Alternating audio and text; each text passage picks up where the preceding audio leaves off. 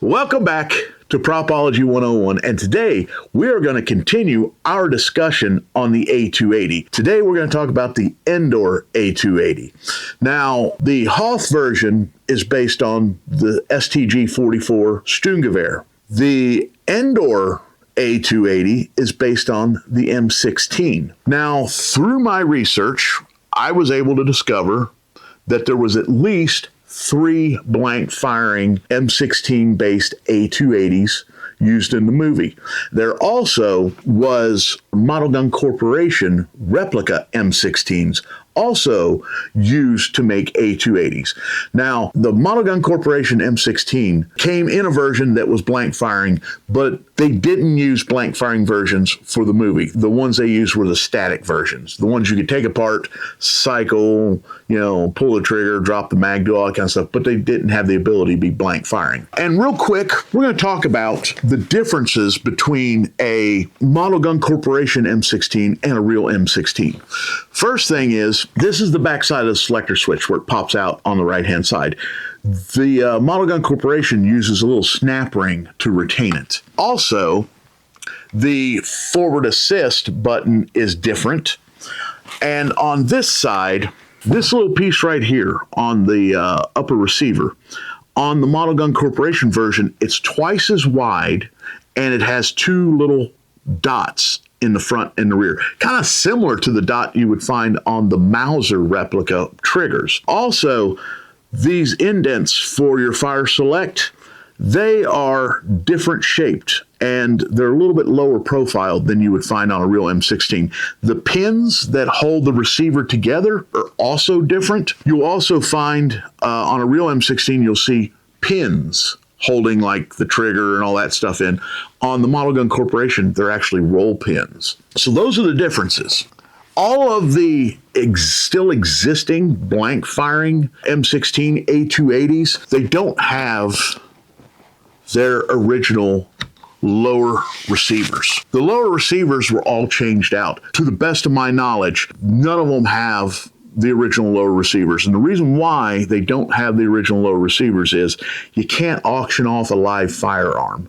So some of them have replica lower receivers, and some of them have lower receivers that have been bricked. They've done something to where it can never be used as a firearm. Another thing to look out for or look at on these, and it is on the originals that are, that are out there, especially the blank firing ones.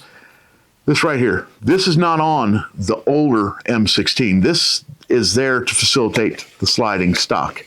The buffer tube is almost perfectly, I believe, perfectly round on the older versions that had the regular traditional style stock.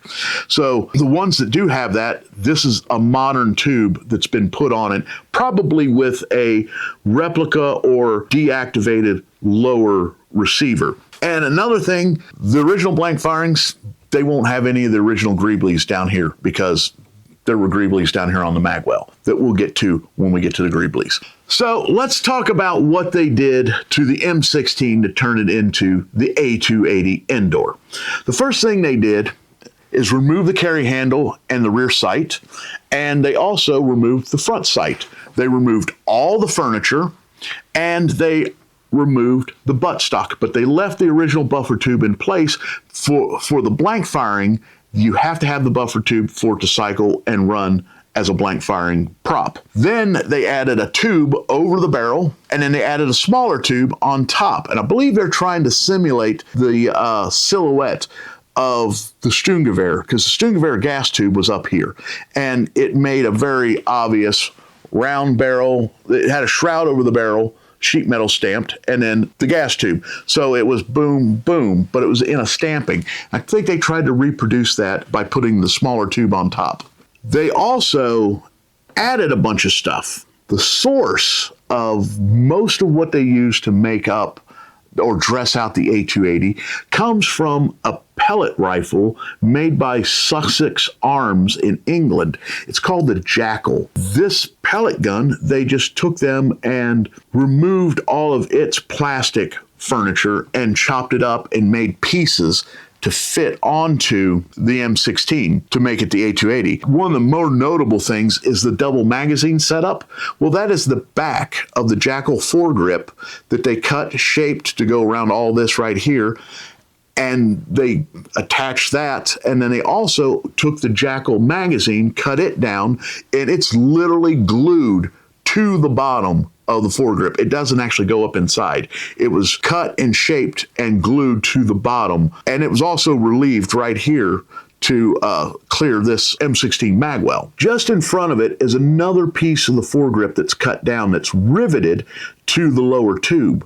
And in front of that is a foregrip that looks very much like a shotgun, pump shotgun foregrip. But if you look at it very, very closely, you will notice that it's very rough. It's not very refined. It looks like they whipped it out on a wooden lathe very quickly and did very little sanding to it. It's nowhere finished to the standard you would find on a real shotgun. So we know that wasn't a shotgun foregrip. It was something they made per blaster as these were being built. Now, going back to the buffer tube and the buttstock, there is a detail piece right at the base that kind of clamshells around the buffer tube. And what that is the front part of the foregrip of the Jackal.